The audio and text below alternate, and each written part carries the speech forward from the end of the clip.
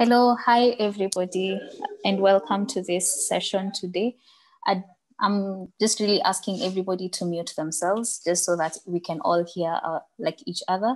So if you have your microphone on, I'm requesting that you turn it off. Just make sure your microphone is off. All our communications will be done via the Q&A chat box or the chat box. So please, I'm still hearing a lot of background noise. So please just mute yourself and then we start in like 30 seconds. Okay, so here we are and we're going to be starting. So my name is Anyango Esther Obvyambo.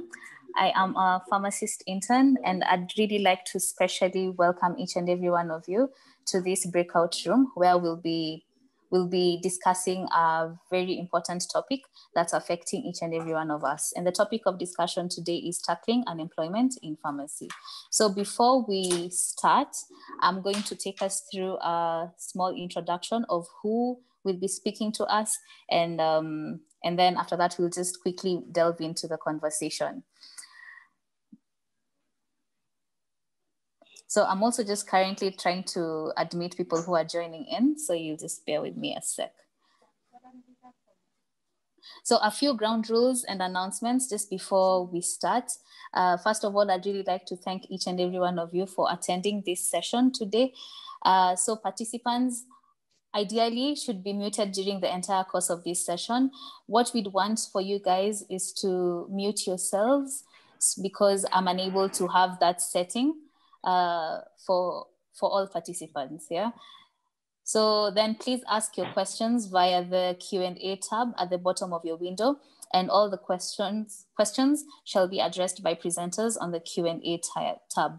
For those who are PSK members, then you'd need to subscribe to the PPB portal to be awarded your CPD points. For those who are not PSK members, then you don't need to go through this entire process.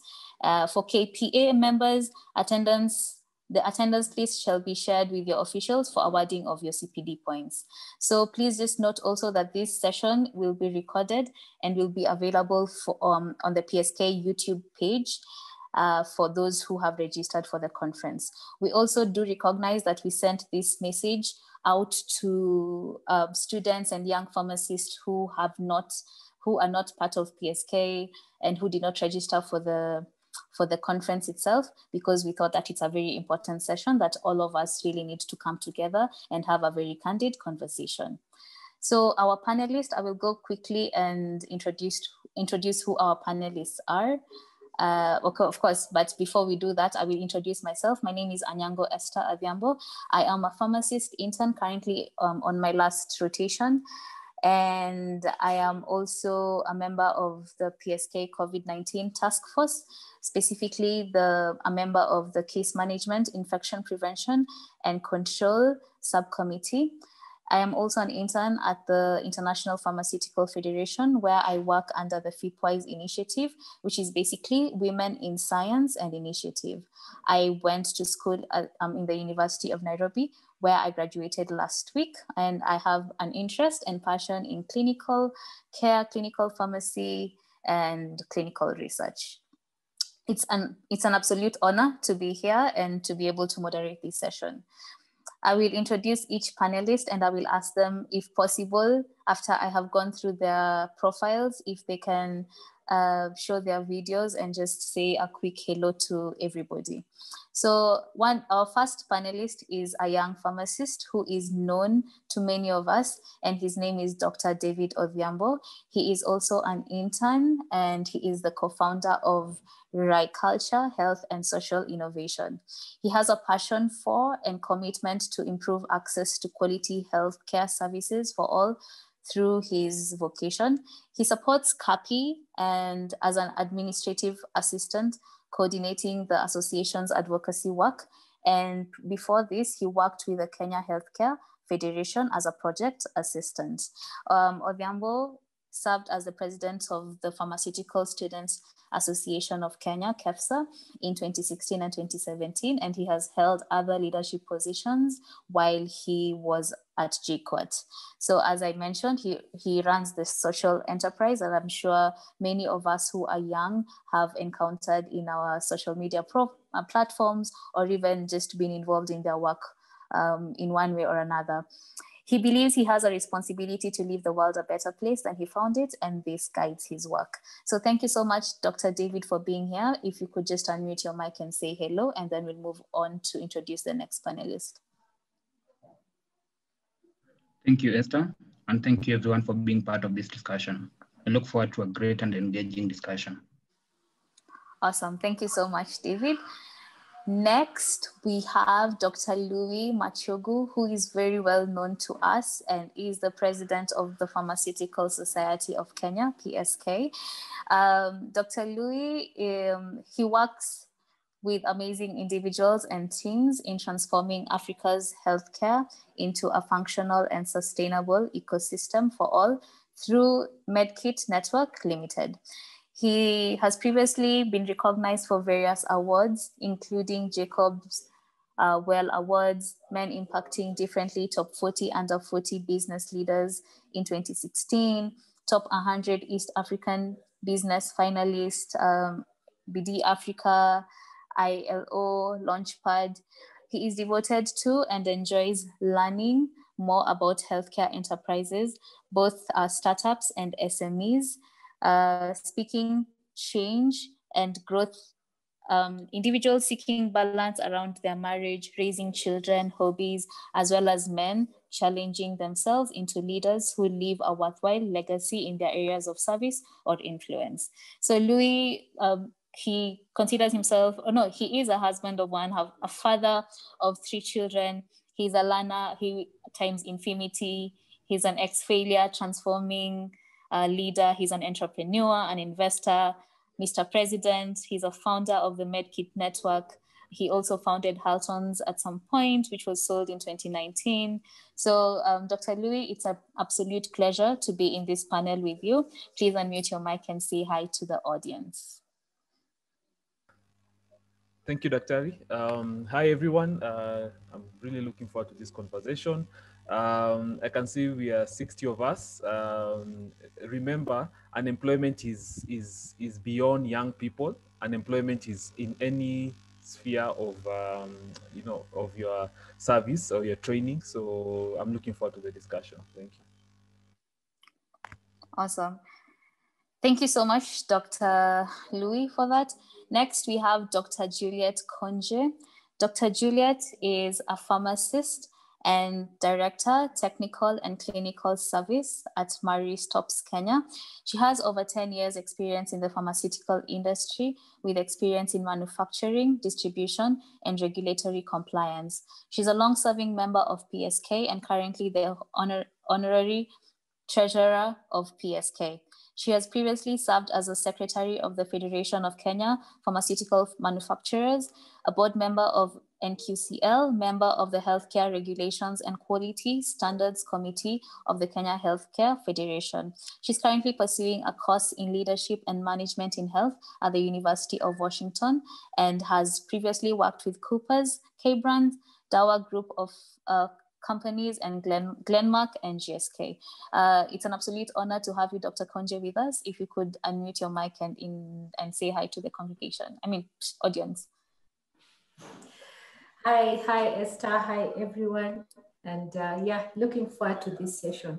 Thank you for inviting me. Okay. Thank you so much. And last and definitely not least, we have Dr. Timothy Panga, who is the Chief Executive Officer of Nanyuki Hospital, which is the largest county referral hospital under the county government of Laikipia. He has hands-on experience for very many years in health leadership in the Kenya public sector and has previously worked as the Chief Officer of Health in the same county of Laikipia. He has served as the secretary of the Chief Officers of Health Forum in Kenya, where he is now an ex officio member since last year in 2019. His interests and passion are in quality improvement and patient safety, where he advocates for the establishment of a healthcare accreditation system in Kenya that incorporates quality improvement. He has also trained as a patient safety officer, ensuring that the initiated QI projects in the various Kenyan hospitals are completed and build onto the body of knowledge of QI in Kenya. He also has a passion of clinical pharmacy services in Kenya and is a founding director of the Center for Pharmaceutical Excellence, which is a pharmacy consulting group in Kenya. Dr. Panga, it's an absolute pleasure to have you with us. If you would unmute your mic and say hi to everybody. Hello, everyone. Nice to be in this forum. Awesome. So thank you so much, everybody. And I think without further ado, we will just start this discussion. And unemployment in pharmacy, I think, is a real threat and is something that is currently facing each and every one of us, not only the young, but also the old. And I think where we really need to start is to look at what the problems are. I'm very happy that the panelists that we have have a broad, we have covered like all aspects. So we have pharmacists, the young pharmacists who are being represented by Dr. David Obvyambo, and then we have pharmacists in business and entrepreneurship who are being represented by Dr. Louis. We have pharmacists who've been in the public sector, and here Dr. Panga is going to talk and emphasize very strongly on. And we have pharmacists who work or have worked in the corporate and the private sector, where Dr. Konje will be able to talk about. And so the problem of unemployment, as Dr. Louis said, is something that is affecting not only the young, but also the old. But now we really want to understand what the problem is. And the objective of this first round is that we may understand the root cause of unemployment in our country and in our profession as a whole. And so I will kickstart this by asking Dr. Louis to take us through an understanding about how the unemployment has evolved over the years, and also just to talk about the challenges by looking at the business aspect of pharmacy. So Dr. Louis, over to you. You have 5 minutes to make your presentation. Thank you. All right. Thank you, Dr. Do you mind allowing me to share? Yeah, sure. I will just stop sharing and then you will share. Okay. There you go. All right, so is it allowing me to share? Yeah, there you go. There. Okay. You can see my screen, right? Yes, we can see your screen.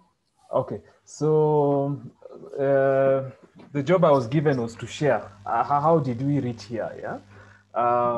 And this just, I mean, the entire sector, because remember it's a pharmacy sector, so it affects diploma level, degree level, specialist level.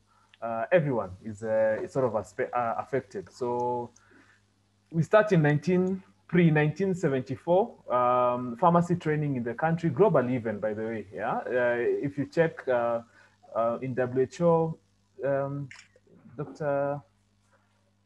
Nyango, do you mind? Sorry. Yes. Yeah.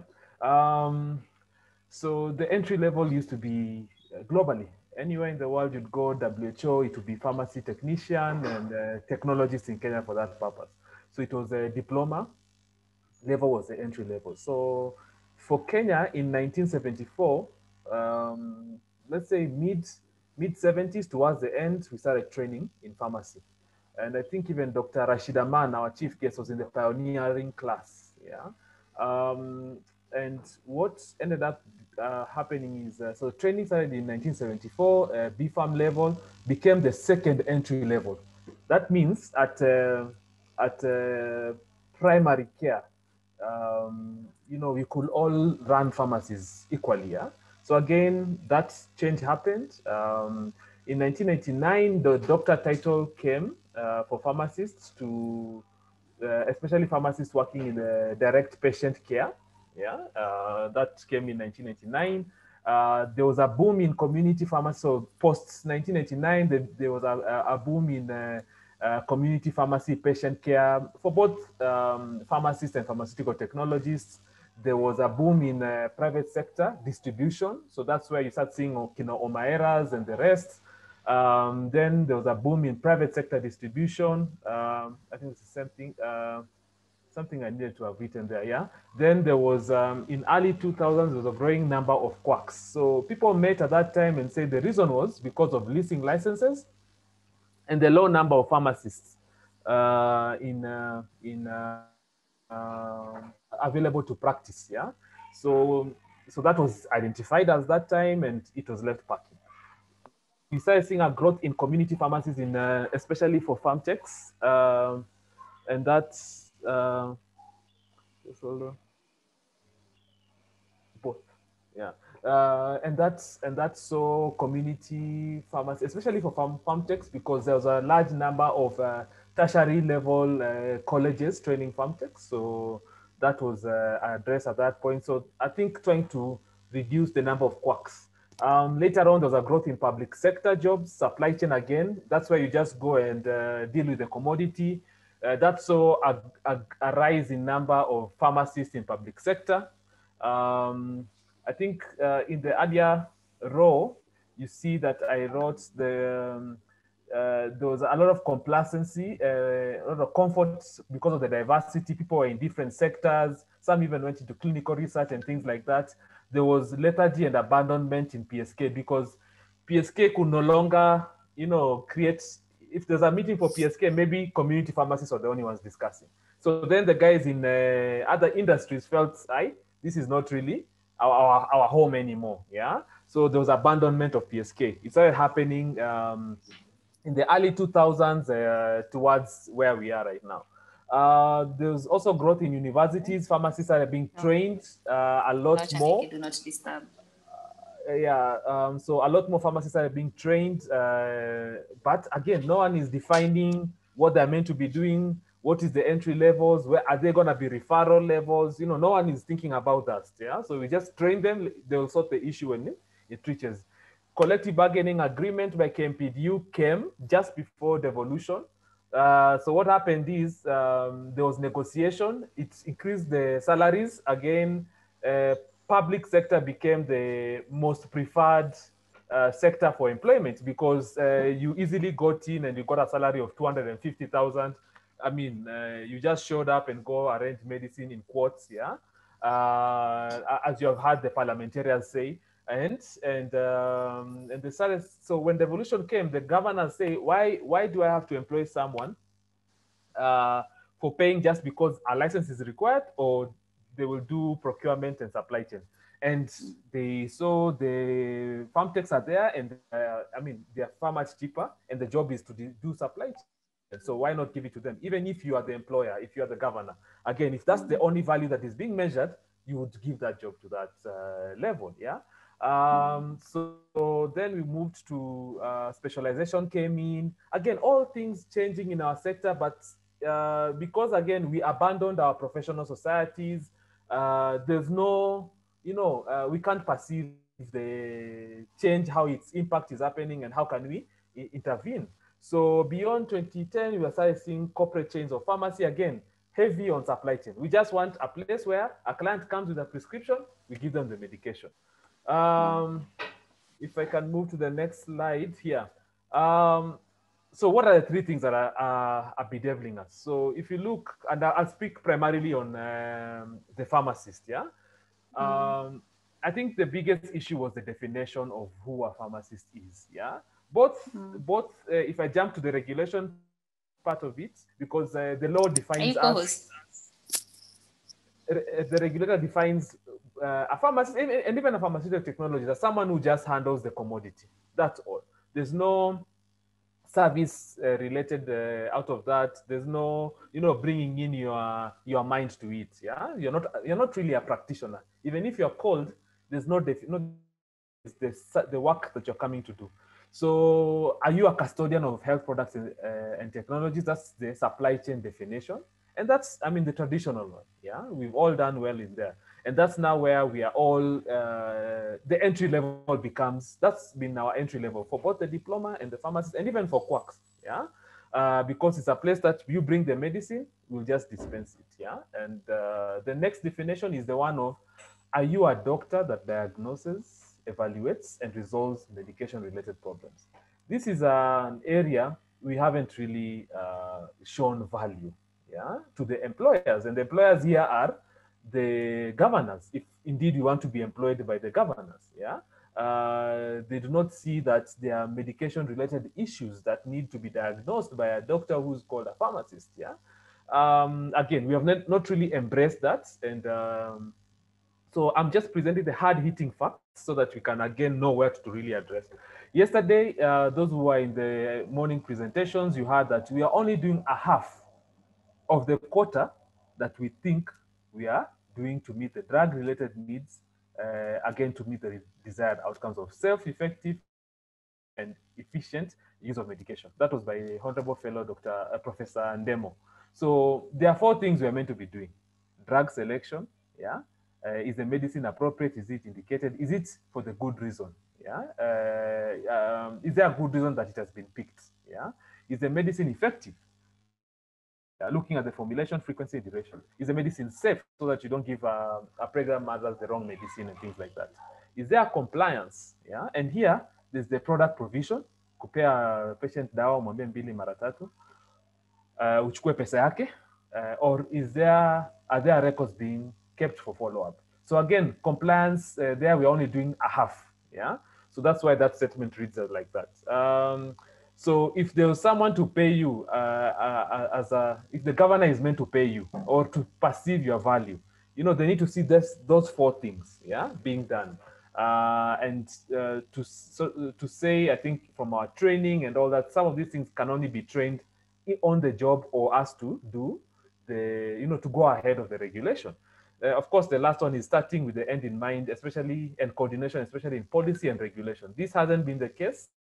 We've been trying to push that, but again, it needs a lot of groundwork. Some of the policy papers are not there.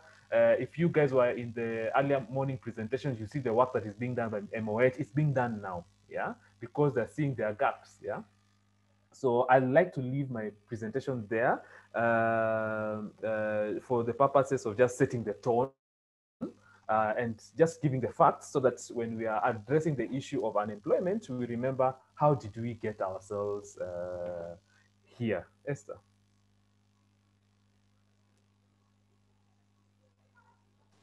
Thank you so much. Thank you so much, Dr. Louis, for that. I like the fact that you've given us an elaborate, timeline about how we got here and what we have done to get ourselves here, or what's, how essentially we have got this here, like we've got ourselves here. And I think it's an objective approach to how unemployment has come into our profession.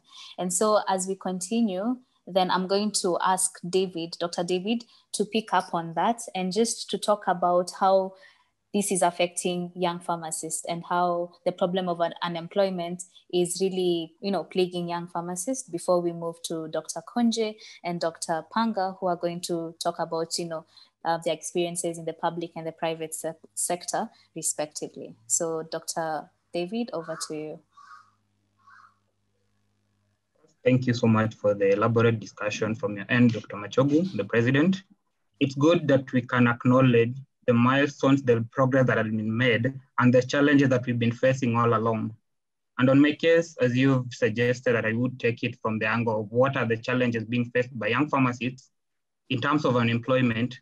I think that would be kind of superficial in some contexts, because one, we have to acknowledge that unemployment is there. It doesn't only affect the young pharmacists, as was mentioned initially. That's the starting point. After talking about that, you look at it from the point of, we are talking about unemployment. So what is the alternative? Employment. Why do we have challenges talking about employment? Because people need jobs to pay their bills. So what is the drive to get a job? It is to pay the bills. And that is what gives us the all layout that we've been seeing from Dr. Machogu in terms of the lethargy and all complacence that is developing among pharmacists that developed at that point in time, is because there were so many options. It was a matter of finding where you want to go, and you'd get that job in that phase, and it would pay your bills. So it's a systemic problem that has been there. That's the starting point. And it is because our drive towards getting jobs has been in terms of we need the pay to pay our bills, but not the work that you're going to do in the process. So that is the initial point. And therefore, as PSK, the terms of driving advocacy, looking at the welfare of members, there was a challenge because these members are not looking at you driving their policy advocacy because they're already satisfied. They're in their comfort space. And that is a challenge that we've been having, and that is where most of these things started. Then move from that point of unemployment and employment and having more options. As young pharmacists now, for us to be pharmacists, we have to be trained. And the training is supposed to give us the skills and the competence that will enable us to perform particular duties and tasks. Has that been in the case? Maybe in some contexts, not so much in terms of, because the training is supposed to meet the market needs. Is our training meeting the market needs as it should meet? Partly yes, but there is a gap in terms of the market informing the demands, and those demands that the market informs should be integrated in our training. We are talking about medication therapy monitoring, pharmacotherapy services. Where are they being trained? To what extent are pharmacy students and pharmacists who are in practice engaged in the clinical work? If not for once in a while, the rotation that we have. And even when we're doing our internship, to what extent do we have the preceptors engaged to ensure you have the skills transfer? Because if that doesn't happen as a component of training, then there's no value we're going to deliver in terms of that care. And that is another component that is affecting us as young pharmacists. You're getting into a system where our education promises to give you a job, and the job is just to pay your bills, not on terms of the servicing the needs, because the need has already not been identified. Then when you get to that job, now we are talking about what we can do as pharmacists. We acknowledge 25th September, we celebrated the World Pharmacist Day. Pharmacists transforming global health. And there was so much that we could talk about of what pharmacists are doing, what pharmacists can do. Look at it from the context of we can do a lot of work in the sexual reproductive health world. We can do a lot of work in the mental health space. Where do we document that? What is the evidence to show that pharmacists can do this? Because when we're talking about employment being created in the different platforms, we need to talk from an evidence base saying, this is what we've been doing, this is the impact of that work, and this is a measure to show the value of that outcome that we are delivering that makes you be able to employ us. That probably is not being addressed. And now for young pharmacists as we are getting into a system that has been skewed negatively against us in a way, because the people we need guidance from might not, either they don't know they're supposed to offer us the guidance, and if they know they need to offer us the guidance, they don't have the time to do that. And the third thing, the exposure to the different opportunities that are there. You go through a school that gives you a job, then the job doesn't happen, you're disparate, you are frustrated. And that is where when now the desperation comes in, we stop working in terms of creating the value that we need to create as young pharmacists and as pharmacists generally, then it's a whole rat race. You look for anything that can pay your bills, and that service delivery didn't happen. And then another component that Dr. Machogu has mentioned in terms of the policy and advocacy. It's at this point in time that we are seeing realization that we need to have policies that are in place, we need to have regulations that are in place, which are still being developed. But what are policies supposed to do? Guide practice. So they should be informed by practice that is already existent so that we know this is what pharmacists do, this is what needs to be done to ensure we achieve the ultimate positive outcomes at the end. So there's that gap in terms of the practice and the best practices informing the policies. So that is another challenge because even now when we're talking about unemployment, it's because a couple of us have been staying jobless.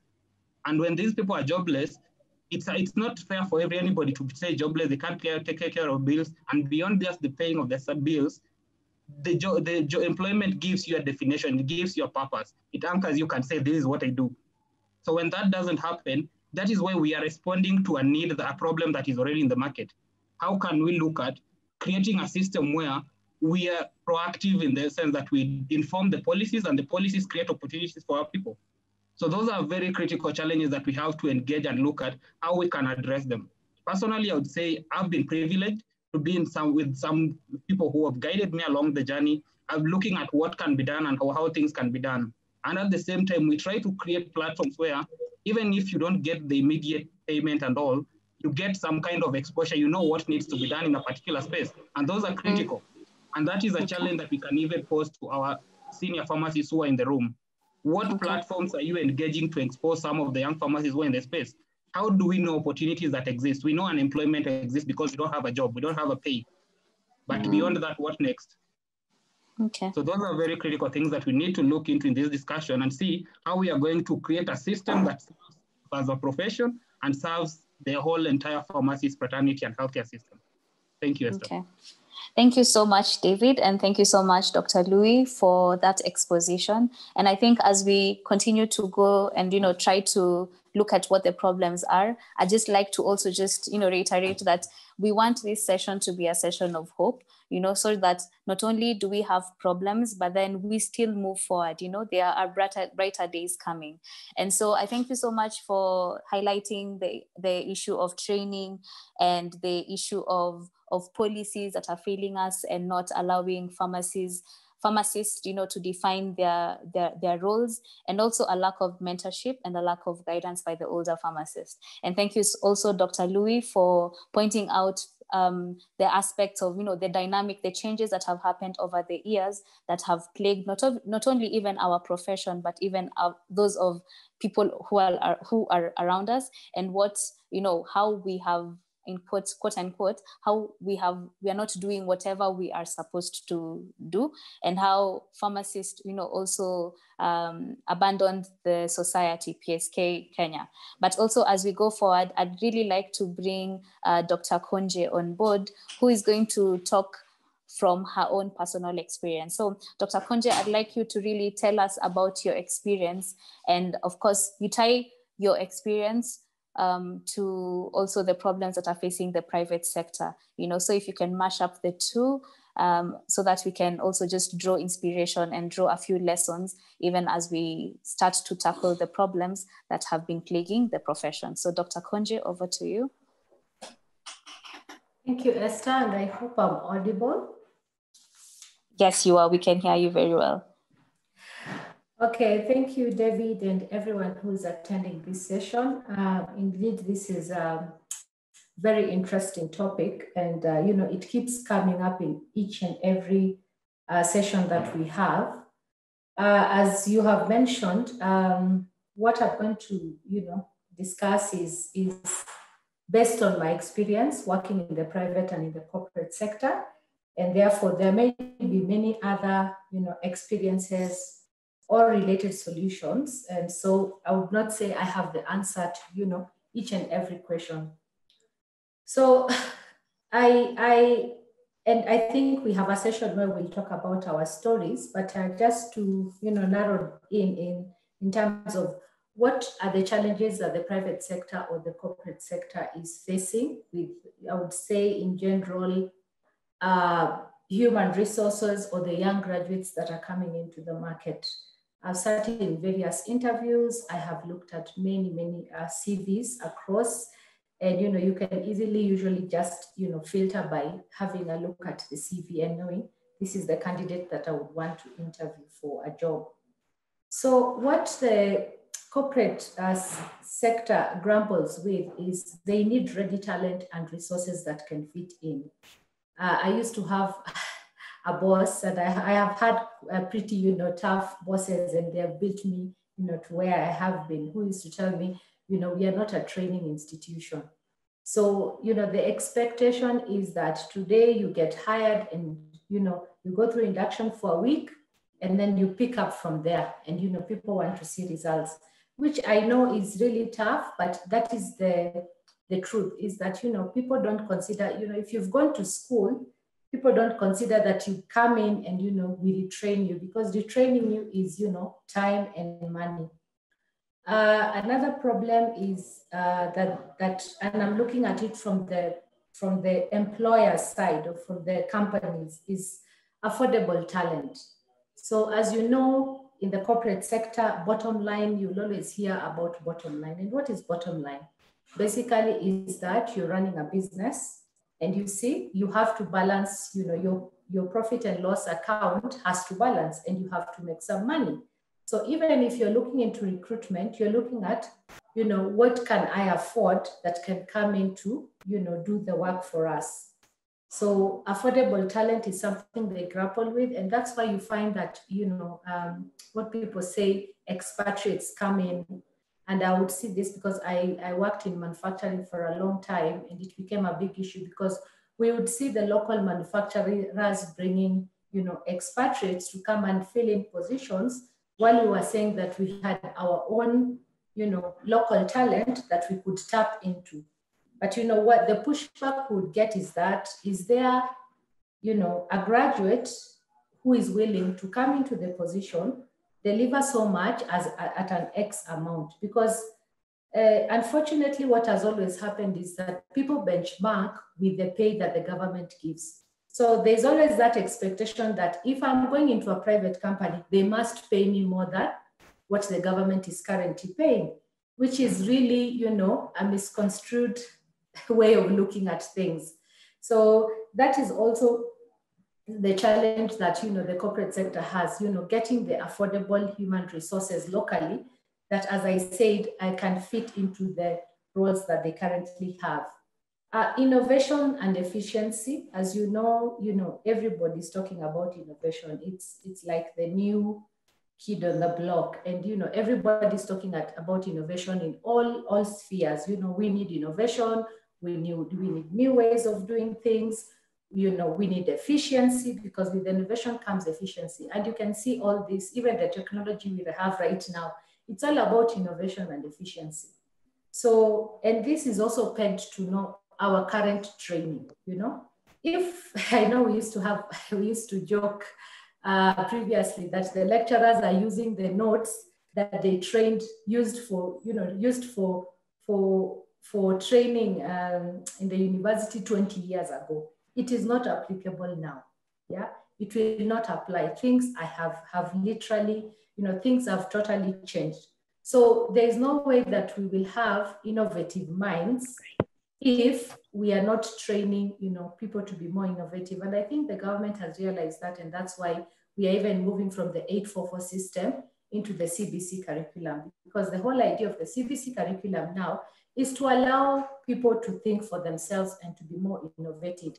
And like before, where we were trained more or less as factory workers, 1 + 1 = 2, and it remains that way. And this is how you have to do things. So you can't really, think out of what you have been taught. Another challenge, of course, from the corporate angle is globalization.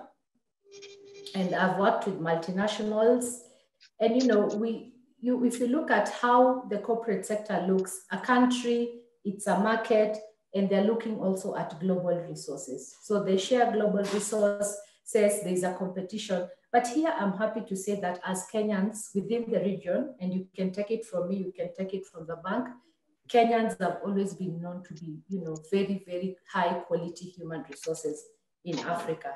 And so I think you should stand up tall and know that anytime when we are comparing human resource, Kenyans have been known to actually deliver. So that is from the corporate angle. I will move to the problems now, that I have seen with the young graduates who are, looking to get into the market and get the jobs.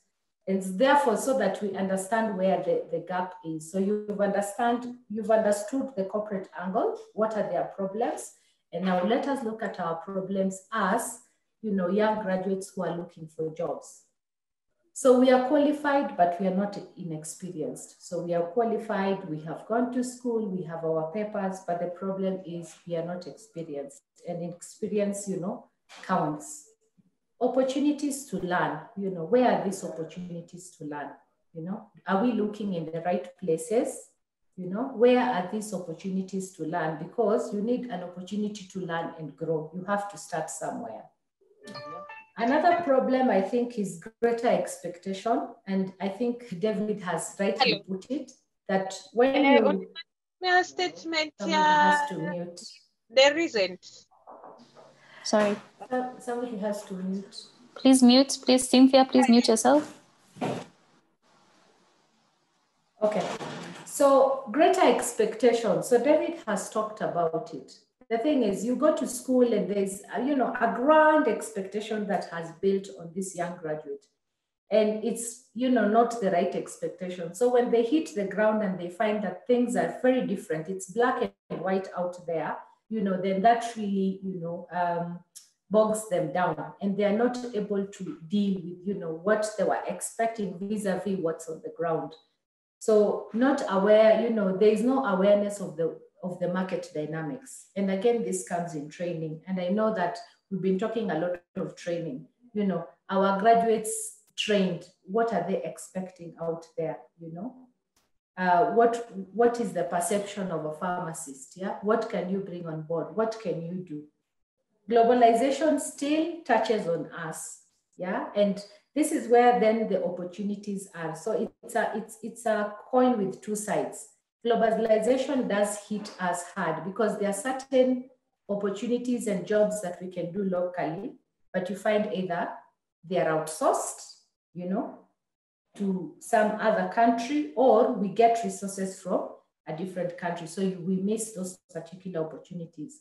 But then the twist of it is that also us as Kenyans and the young graduates here is we also have equal opportunities to move to serve globally. And as you can see now with COVID, it can show you that you can be in one part of the globe and working for another to deliver in another part of the globe. An awareness of our potential. And I think this is something I personally struggled with. I mean, when I was a young graduate, I was out there. I think I had no idea of what my potential is. I only got to learn of my potential and what I could do when I started working. So I think sometimes you look at yourself as inexperienced, you are not aware of the potential, and therefore you miss out on the opportunities. I've always told, young pharmacists, don't look for a job with the word pharmacy in it. In my current role, if you look at the job advert, it had not even a single pharmacy word on it. So that's how you should be thinking. What is your potential? Can you manage a project? Are you techno-savvy? Can you do Excel sheets? Things like that. So I think also us keeping thinking that, we are just looking for a job with the word pharmacy on it also tends to limit us.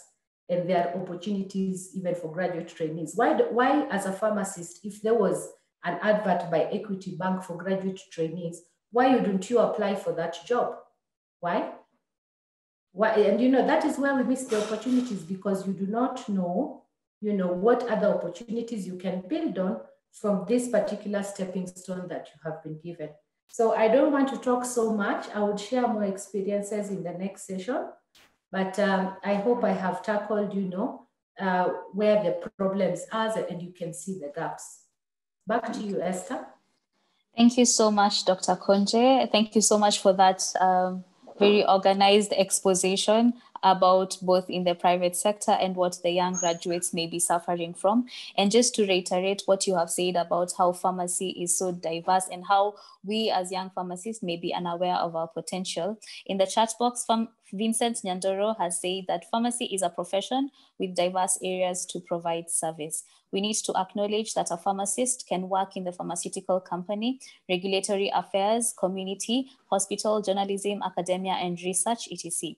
We need to keep this in mind when coming up with employment policies. And I think that's exactly what you're saying, is that we are so gifted and so capable of doing 100,000,000 things. And so we really need not limit ourselves if we're limiting ourselves. So I think that was a really good message of hope that I just thought I needed to point out. So at this point in time, I will invite Dr. Panga, who has a wide experience in the public sector. So what is the problem with the public sector? Is there a different notion in the role of the pharmacist in the public sector that is hampering our absorption into the public sector? So Dr. Panga, please take it away. Thank you. Thank you so much, Evelyn. Obvyambo, I hope I got your name right. You're using Rachel Namungu's profile, and we are grateful to her for allowing you to use that space. As I was struggling with my light, I noticed that if I go by your standards, then it's okay with the light. My light must be okay. So as other than that, this is a very serious issue. And I think everybody in the current phase of unemployment in pharmacy, being the youngest of our group, have every right to ask very tough questions. But I just want to start by saying it's not as bad as we think it is. I think pharmacy is still a revered profession. I think 2019, 2018, as I was the outgoing secretary of the Chief Officers of Health Forum, and even served as an ex-officio member for that time, I noted that many pharmacists were still getting into public sector employment through the Intergovernmental Relations Technical Committee pathway, which is not advertised. I've noticed that we are all declining generally. That's the thing that most of us are not mentioning. All health workers, especially doctors, dentists, and pharmacists, are declining in employment. And even the current employment opportunities you see, while they look like they don't have a pharmacist, is actually just a pale shadow of its former self. I think the government, for a long time, has protected this profession. It had given this profession a very good pathway to showcase itself and for its members who graduate to access opportunities, economic opportunities, direct employment, and that. What might not have been right is us ourselves, and I don't even want to say old pharmacists. I'm talking about a pharmacist who's employed yesterday into public sector, who is young, graduated in 2019, immediately forgets that there is somebody who needs to be employed in 2020.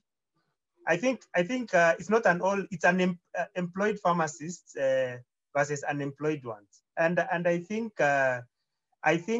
this small hiatus, this small moment where we seem not to be getting the privileges that we are used to, and these privileges have always been oscillating around. When I got employed around in 2005.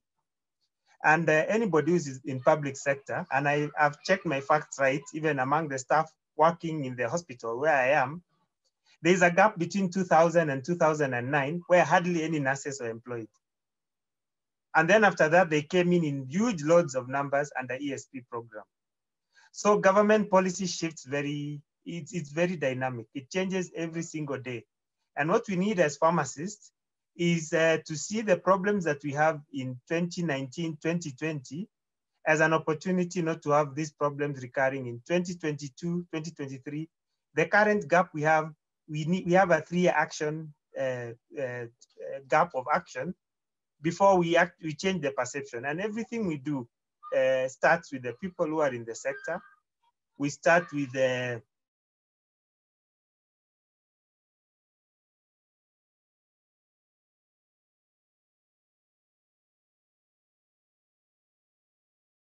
for a pharmacist. If we go by any other profession, probably, you know, let me just use our nearest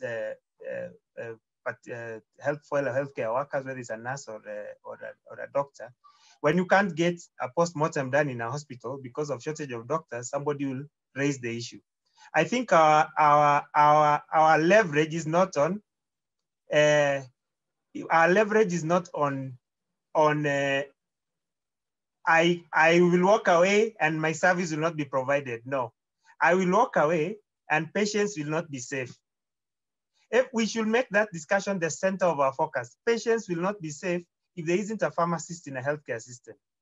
And if we work on that and also understand, there is also something which is a wider problem in the entire profession, where we think if you are in regulatory affairs, or if you are in manufacturing, or if you are anywhere, retail chain, you think that you're not doing we are actually all doing the same job. I've seen a comment there saying we should not advocate for clinical pharmacy. There are other options. Please excuse me, there's nothing like that. The common pathway to all pharmacy jobs is seeing a patient and assuring patient safety. Please let us protect our frontline. Everything will be available. You have a job as a regulatory affairs pharmacy. You'll have your job at an IPQC level in an industry. You'll have a job as a production manager in a production line. You'll have a direct line of communication. So what we need is to stop being separated from each other and start linking ourselves so that we create a movement that says absence of a pharmacist in any system makes care unsafe. We should make that a political agenda, not just physical absence, you know, and then the current replacements, if you ask me, that are being done in healthcare, health sector, are not really because there's a quality gap that needs to be filled. It's just you know, when you throw doctors into a ward, you think the problems will be solved. Probably they're just displacing others and more are not available for work. So it's not really meeting the current public sector psyche is not pro the pharmacist, because we are not making pharmacists in our own collective way. And I'll say one thing, let us fix this office of Director of Pharmaceutical Services. I've had somebody, health products and technology strategy is very good. It will employ pharmacists, but please let us focus on practice. Practice is our common pathway. Practice enables us to have people in medical affairs in industry, people in regulatory affairs in industry, to have people in a supply chain who can talk to each other. Everybody deals with supply chain in one way or the other. If you have a surgery happening in a hospital, even if it's an orthopedic surgery, there is an implant and there is a supply chain in that implant. And sometimes pharmacists are in that. There is the value in everything. Let us own the entire system. That's what I will say, I'll think about. And all of us who are in a position to keep pharmacists in employment, let's do it. We started a corporate clinic in my own hospital, and we put the standards that we need to have a doctor, we need to have a pharmacist, hospital employed. We actually put everybody at the same level. Don't put your colleagues down in any way, try to elevate them. But what is missing in public sector, in my view, is leadership at the top level. Leadership is not regulation of medicines. People, we need to lead the human resource. So as the Kenya national pharmaceutical policy seems to be out of favor with the current politics, whatever other form it will appear in, at whatever level, even if it's not at the director general level, you need to have a pharmacist who is leading practice, who is leading the troop called pharmacist, who is not registering medicines, who is not making sure that we have complied with the CGMP or whatever. Those things are very good because they by default make pharmacists get employed. Having a KEMSA with pharmacists in it, yes, will keep pharmacists employed, but we need leadership in terms of practice at the ministry. We need to have a face. We need to have a chief pharmacist once again. I think we've been missing a chief pharmacist, and if the chief pharmacist was not doing a good job, this is the time as pharmacy and PSK, we need to force for a real chief pharmacist to exist in public sector, who is looking at practice and welfare of pharmacists and planning for human resource. That's my view about it. So young pharmacists, I think I've taken a bit long, but all I'm just trying to tell young pharmacists is there's just been a 1 year gap. We can reverse this. We can get more people going in. You can testify some of your colleagues still get employment here and there, but all we are doing, we're not getting it en masse, and we need to go back where more people get in the sector because we are needed. Thanks. Thank you so much, Dr. Panga. I think the things that have really stood out for me is when you talked about the employed versus unemployed pharmacists and how it's the responsibility of those pharmacists who are employed to really look into the needs of those who are coming into the profession. Will they have a place to set their foot in? So I really like that. It's like a moral responsibility on those who have gone ahead to really pretty much reach out their hand and help those who are behind so that they have a place to go. And I think also I really like your aspect of leadership, how it's the leadership. If we don't have leadership, then of course the entire profession can really suffer if there's really nobody up there, who is vouching for the pharmacist. So thank you so much. The reality of 1 hour is that 1 hour is normally very, very short, and it can really pass by as we watch. So I'd really like to request us if we can finish at 1:15, if that's okay for everybody. If we can just give us a few, like 15 minutes, so that we don't dwell too much of the problems, but we look at how we can solve this, the practical solutions and step-to-step ways we can, like what we can do as both young pharmacists and like young pharmacists in the profession. What can we do to help ourselves tackle the problems that we are facing? So at this point in time, I will ask Dr. Konje to give us a brief story about herself. And as she gives us the story, Dr. Konje, if it's okay for you to come up with to just tackle the problem, like solutions, to give us solutions, practical solutions on what we can do to ensure that we are better, and we get unemployment. So Dr. Konje, please. Yeah, just getting my unmute button. I hope I'm audible enough. Am I? You are okay. audible, Yes, very audible. Okay. Usually need to keep checking, because with this virtual call, sometimes you find yourself talking to yourself. So to give you a brief history about myself and where I started from. I started my career on Lunga Lunga Road. Those who know industrial area, Lunga Lunga Road, that is where all the industries are. And I had this opportunity from a friend who got some part-time work there. So I told him I'm looking for something to do. And he told me, okay, why don't I talk to my boss? Maybe he could get something for you too. So I was very excited. I had done my CV. And so I went and met the boss who was there. So I did get the job, but I was staying with an uncle at that time. And when I went back, I told my uncle, okay, I got a job. But he asked me, why are you not happy about it? I told him, but they are only paying me 8,000 shillings because they said that is what they could afford. So my uncle, that's the best advice that he gave me. And I always give everybody that advice is he told me, what is better? Is it better for you to keep sitting here at home doing nothing, or to go to work and, get to learn and grow and, earn that little money, because anyway, you're still staying here at home with us. And so that's how I started working. So I like talking passionately about where I started, because I want this to encourage everyone that, however, at the bottom you start. So I got a short-term contract to work as a production supervisor.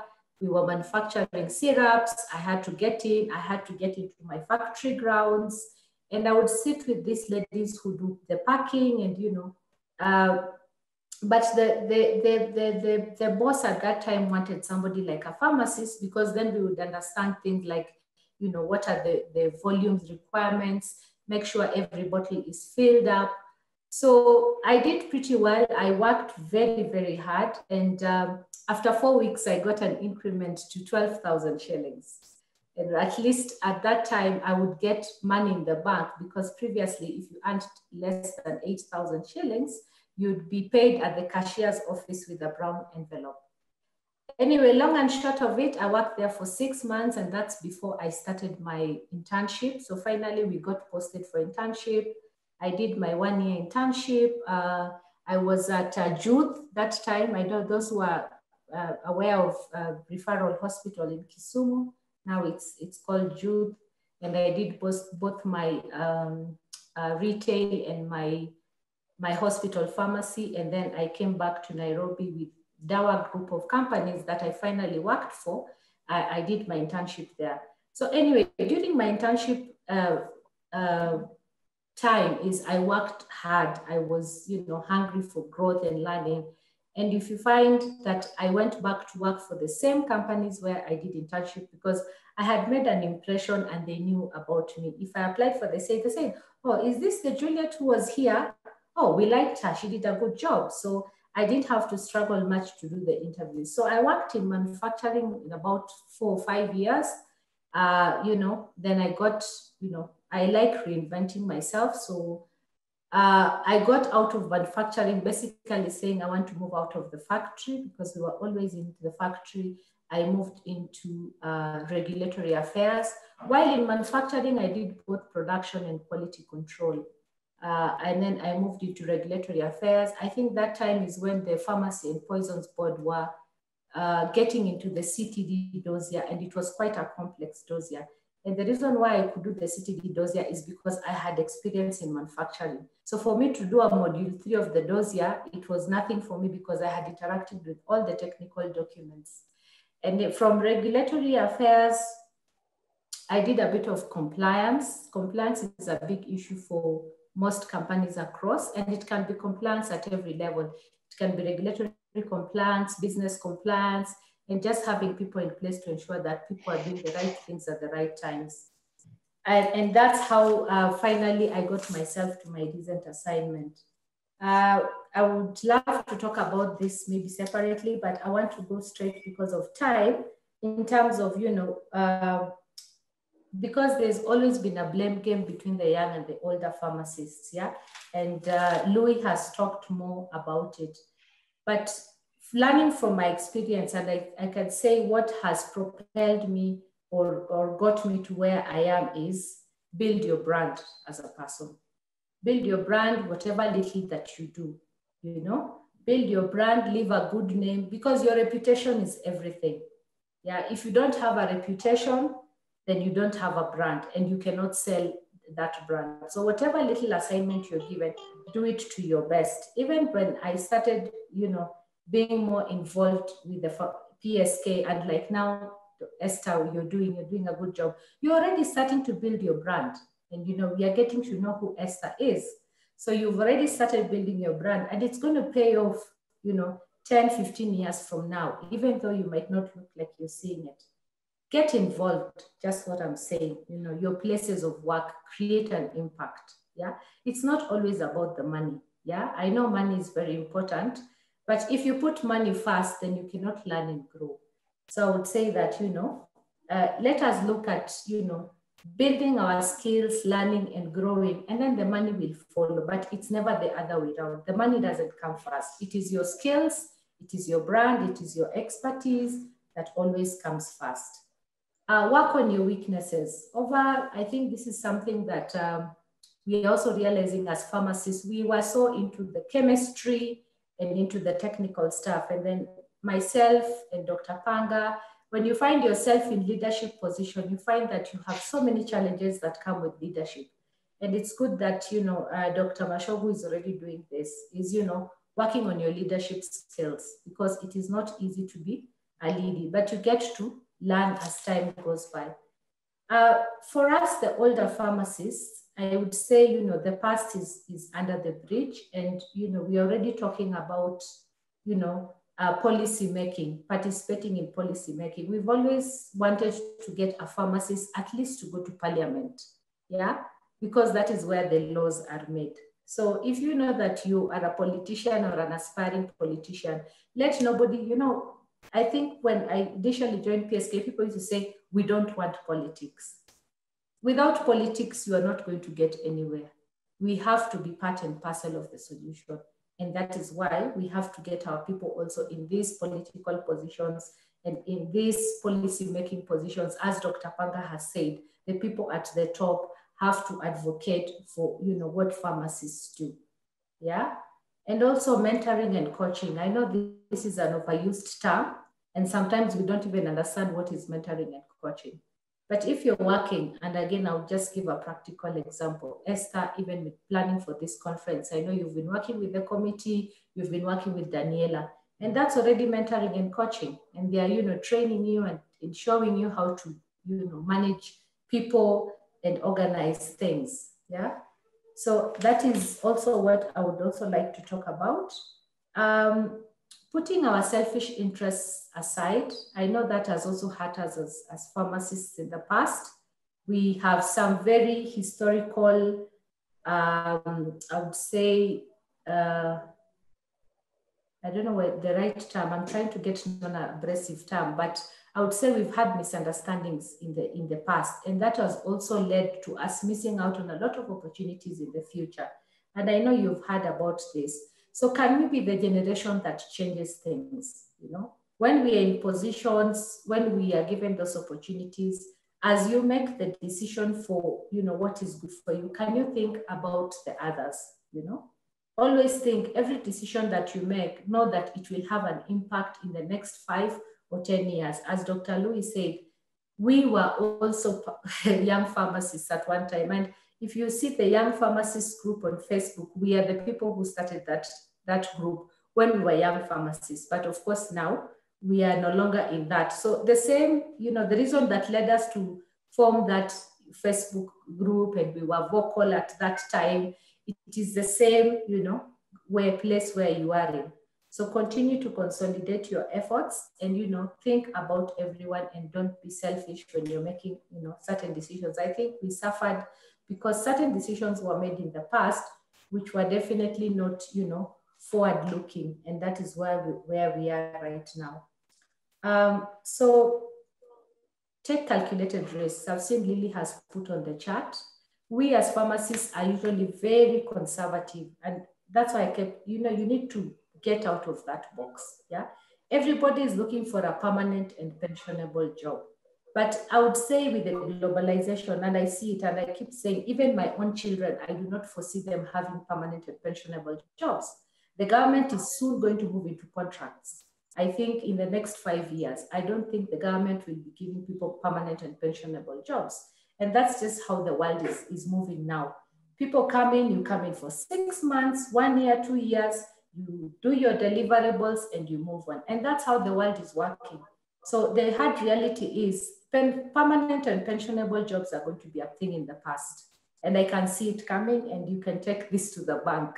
It is already happening. If you have friends or relatives abroad, they will tell you that there are very few opportunities for permanent and pensionable. And it is soon going to hit the government and even the county governments. So let us get out of this permanent and pensionable. If you get a 3 months assignment, do it. It builds you to your next assignment. Get a 6 months assignment, move to a 12 months assignment, and you keep building yourself. So whatever small opportunity that you have, get into that assignment. So I will hand over back to Esther. I know we are short of time, and I'm just trying to be fair also to the other panelists. All right. Thank you so much, Dr. Konje. You've said so many good things. I was trying to summarize to see what I can say, but I don't think I'd want to belabor what you have said. But I think those are very important points that we need to take note of. At this point in time, I will call our president, Dr. Louis, to talk about the solutions from the PSK side. What can PSK do to help the young pharmacist? And then immediately after Dr. Louis talks, then I'd like Dr. David Obvyambo to just say something about what we as young pharmacists really need to do, or what you are doing to help us get out of this. And then we'll wrap this up with Dr. Panga. So please just bear with us. I know time is a bit fast spent, but just a few minutes and we'll be done with this conversation. So Dr. Louis, please. Okay, Esther, do you mind sharing the screen? Yeah, I can stop sharing, no problem. Yeah, so those are gold in terms of feedback I'm hearing from Dr. Konje, and I don't want to dilute it. For me, it's I'm seeing we need a national conference on policy, JD review and recommendations. We've done a lot of work here. So how then do we, because we are talking about lobbying. But again, how can you lobby for a matter where you don't have members feeding into? Yeah, and I'd like to call on just us to see how we can plug into PSK. Common and divergent, look at our common and divergent pathways, but we need to appreciate that our common pathway is the patient, and it diverges to different areas. Once you divorce yourself from that, the day you and I've seen this happen to pharmacists, the day you reach your 45s, your 50s, and you have to retire or lose a job, where else will you go? If you're no longer, your birthright is that you are able to touch a patient. Yeah, you're a doctor of reviewing medication errors and drug-related issues. Yeah, so we need to do that, and also just imprint that into our colleagues in where patients are met, because that's the birthright that we all have. I mean, none of us wants to retire in their 50s, yeah, because you lost the job that you used to have, yeah. Even as we are looking at, I don't even have a job coming in right now. Chief pharmacists wherever they are, and director of or chief pharmacists in the county, in the private hospitals, the national chief pharmacist, director of health products and technologies. We are working on these strategies on raising the profile of pharmacists. Again, all these things require resources. We have an excess of 4,000 alive pharmacists in this country. We only have membership of, like, at any one time, I think 750, yeah. But then it becomes this chicken and egg. Do I enter, or what is the need for me? You enter. We've shown over the last 3 years, we like, none of us as the officials get paid to do the work we do, but we are 100% put on it. We have a secretariat that's led by Daniela that just delivers on the things that we need to deliver. So belong to a branch, and so that we can push together. Just allow me to share something here. So you guys know Eric. Eric started as a PSK operations, no, intern, became operations manager. Now he works for MOH. Daniela, every time I get anxious because she will go, because once you come and serve in PSK, you just find yourself going, your flag raises up so fast. She's in KEPSA, KCHEF, she's a director there by the virtue of being in PSK. Dr. Baraza, you all know him, is one of the pioneering health economists in the country. I don't know if the echo is coming from my side or out there. He's one of the pioneering health economists in the country. He chose the path. He used to work with Dr. Panga in Gatru's, if I remember right, yeah. And he was in my class, so he chose the path of just going out there and studying health economics. He became the pioneering health economist in the country. Dr. Esther Dambiru, you can see her where she works. She's actually living in Germany. She served us as a CEO, almost earning nothing, yeah, at PSK. And that's how she got her footing to go out there and be, working in Germany. And there are many others. Allow me to just talk about two. I think it was in, let me just pick this. So I have these photos. I don't know if those of you who are there when we were in Lucania.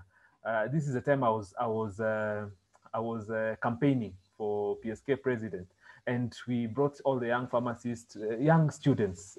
I think we brought them to Lucania, and we were doing a little bit of mentoring, yeah, and empowerment, yeah, and I remember out of this experience, it was in 2007, I got two students who really stuck with me. Bao is a communications, PSK communications lead. He serves us as that, and he's done a great job. He's gotten so many doors open for him. The other one is Dr. Evans Nyarangi. Now he's a pharmacist because then he was a student at JKU. Evans, I think he's here, those of you who know him. He served me almost like a PA, yeah? And every time he used to come and just talk to me about, how do I do this? How do I do that? If you can see on your screen right now, if any of you, I ask you, what does this look like? You will say it looks like a Halton's. But over the last 3 years, he just used to shadow me and come serve me and look for opportunities to, do you need something? Come and talk to me. He always comes to me with a book. And right now he owns 3 pharmacies, yeah? He just graduated, yeah? How he did that was just sitting and serving someone who was ahead of him. And if I can just summarize what I'm saying here, you need to have a vision, yeah, a goal. And the goal needs to be sort of shortened to like a 3-year goal, yeah, of a season of practical learning. Like Konje said, take whatever you get. Look, if it's a graduate training program, you're probably going to be our first, like Edwin Baraza was our first health economist in these parts of the country. Again, I know at the moment we have a company with Edwin where we employ over 20 pharmacists on contract basis, yeah? Just because he went to become a health economist, yeah? If you look at this guy, Nyarangi Evans, yeah? He invested 3 years of his time to just shadow someone who who has gone ahead and meet them. Some of you will say, I don't have the time, things like that. You just have to open up time. Yeah. One of the feedback I get from the people we send you to when we send you to go talk to another pharmacist. Some of you go and say, I only have time for this, and the feedback from the other side we hear is, I also have my schedule. I don't know, this person is coming. Do they want me to be their boss or they to be my boss? So you need to also be flexible, look for opportunities for peer mentorship, and PSK is a place to do that. You're talking about politics, influencing in the counties, numbers count. Are you belonging in a county? If you want to be employed in Vihiga County, for example, they're not employing pharmacists. Do you belong in a PSK branch for Western so that you can go and lobby for that? Yeah. Work and get opportunities for service, like what Dr. Esther is doing here. I can see her going far and many places. It just starts by being in the right place. Dr. Konja here is talking about where her mind got opened. I happened to be in that conversation where she was just getting insights on how she needs to expand our horizon. Yeah, and all that happened because we're in PSK, because you get to meet different kinds of leaders. If you're in politics, we can organize for you to meet Kidero, talk about that if that's where you're called in. So PSK is where you need to be able to, again, raise that profile of the society and even build a brand for yourself. It's a low-hanging fruit.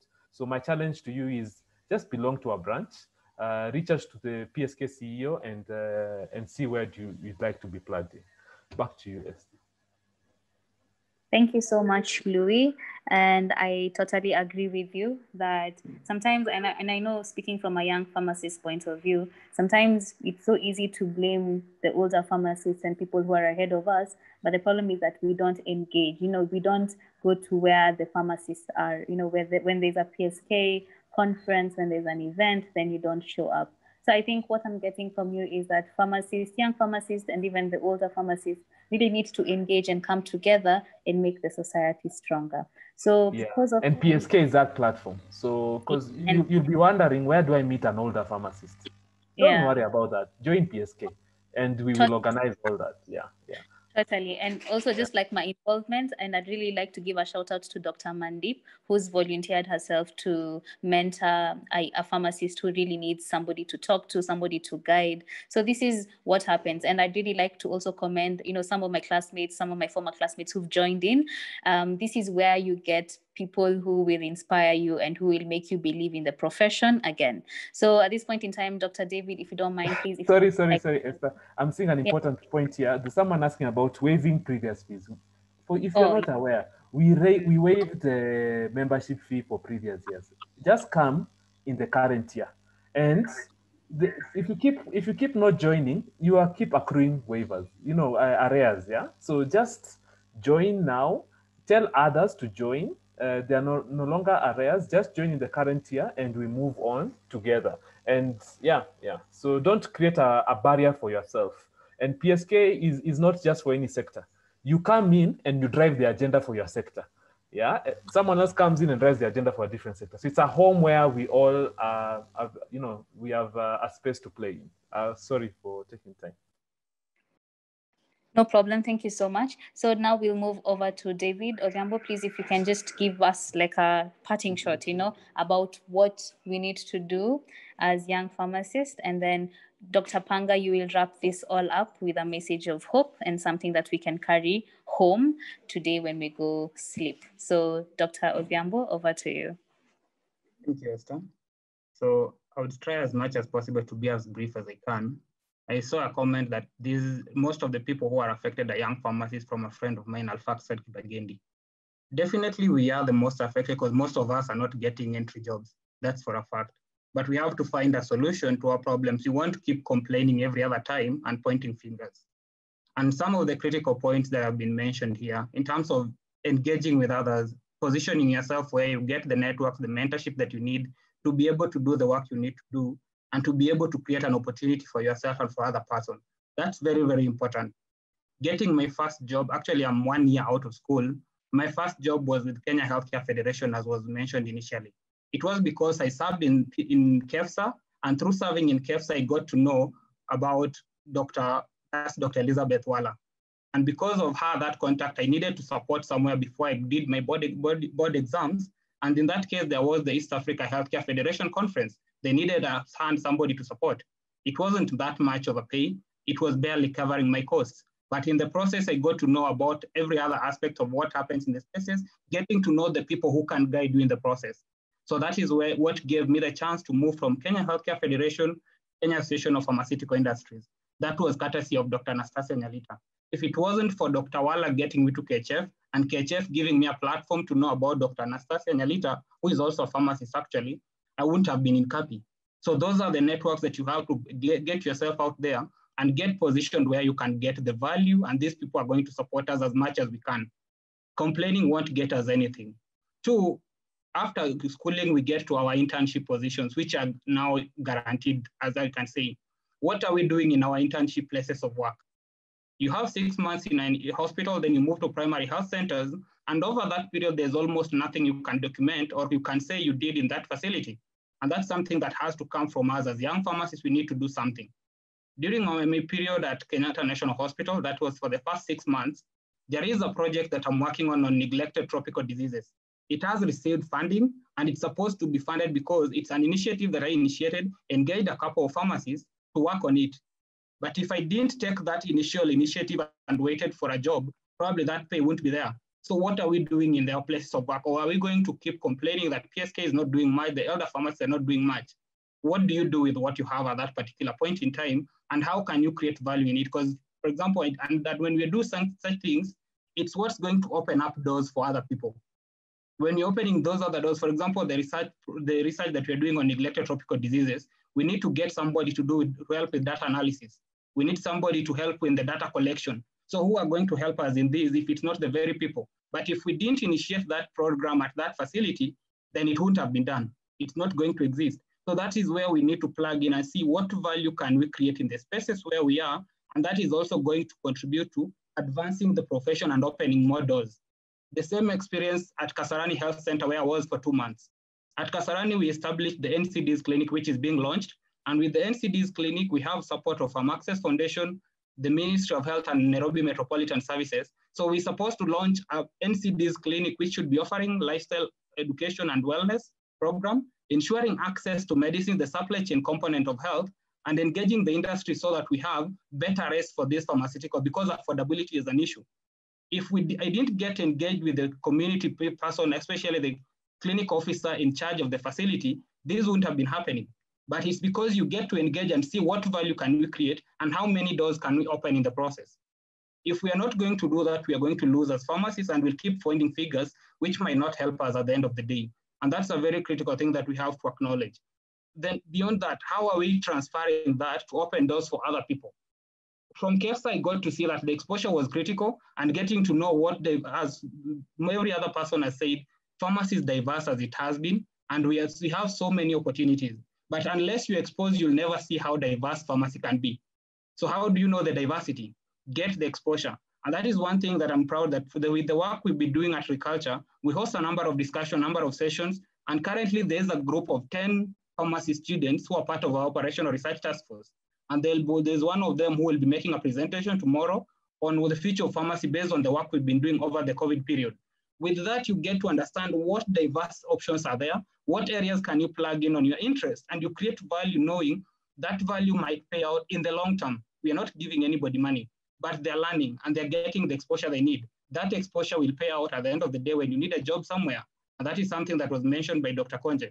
So we need to get out of the comfort zone of pointing fingers and waiting for things to work out, because it might never work out if you just wait. But if you do something, at least you'll have an insight on what to do next. And then there's the aspect of networking.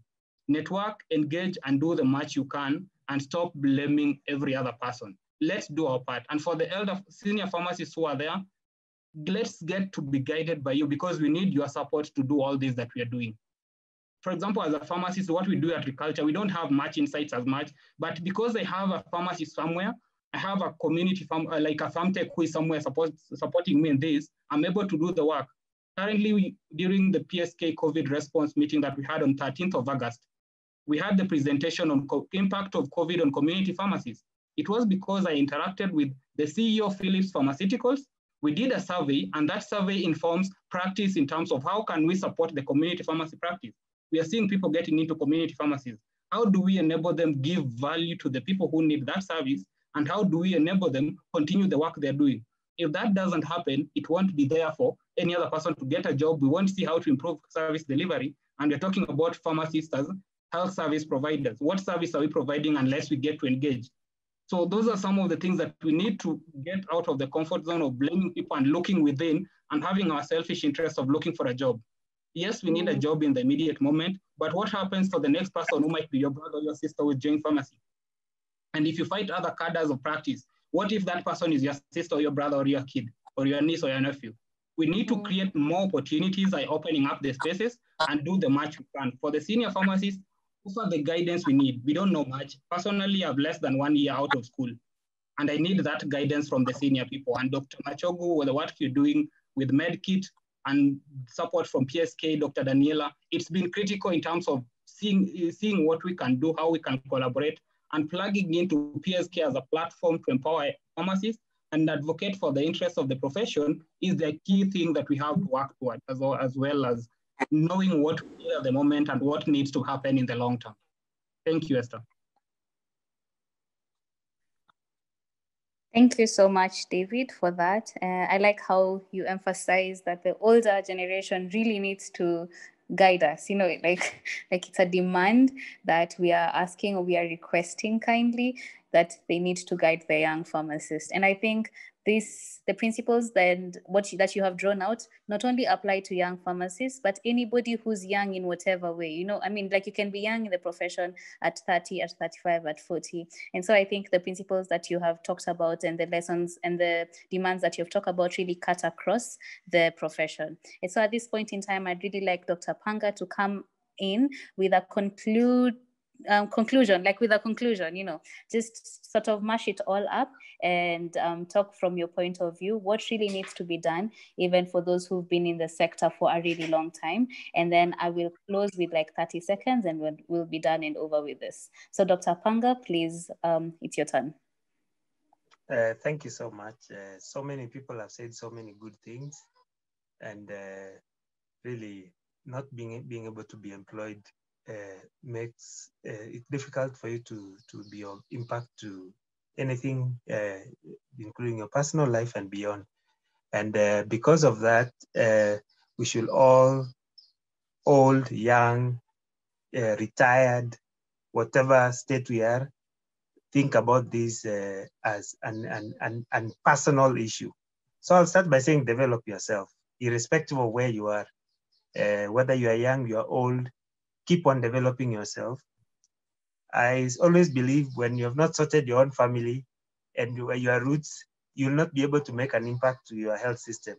Also, be very good at your roots and your family. It gives you a purpose to now focus on this profession that you chose. Whether it was by default or that is really what you wanted, this is a space that you'll occupy most of your life. Live it better. Make everything possible to live it better. I have realized in my public life that working well with other health professionals does not reduce us. It actually increases us. You'll not have a pharmacist chief officer all the time. You might have a nurse, you might have a clinical officer, you might even have a public health officer, medical officer.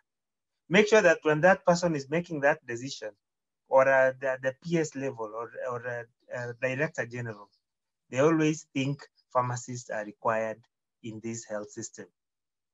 Going back again, making an impact in the institution you're working in. If you have never been called by the hospital phone on an emergency for something, please come from home and sort us. It means you are not making an impact enough. Just do an audit of where you are. Those ones who are working, and I'm saying this for the sake of the unemployed. Make sure that you're constantly being called to sort something. If you are never being called to sort something, it means you will never be called and nobody else will ever be called in. So find out why I'm not being called by a hospital number. I remember even when I was in Gertrude's hospital, I'll be called back after I've gone home because a patient has arrived at 6 p.m. and needs their chemo being prepared.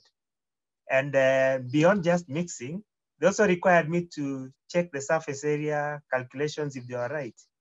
And the fact that you come back, that outpatient manager who's a nurse, that doctor, that human resource officer has a mental note that pharmacists are needed. This is not a time to say I was well trained, I had very high grades in KCP, KCSE. That's not how the world thinks now. They just want you to be impactful now. And you don't understand how much you'll make a big difference by just advocating for better health. You'll be better. And then for us, let us sort our system. Let us, there's no, as structured now, unless we have a proper way, if the human resource function is under the Director General for Health, then we need a pharmacist voice there, even if it's without an office. Let us critically look, is PPB leadership enough for pharmacy? What is PPB doing? Yeah, I saw some comments about scheme of service. Who is this person who is supposed to provide primary data for the scheme of service for pharmacists? You're saying, that's the point. If our leverage point is PPB now, then let's get PPB to register drugs, to register pharmacists and pharmaceutical technologies, and to also build pharmacy professions. It's now regulating the profession. It's not creating a pathway for human resource growth.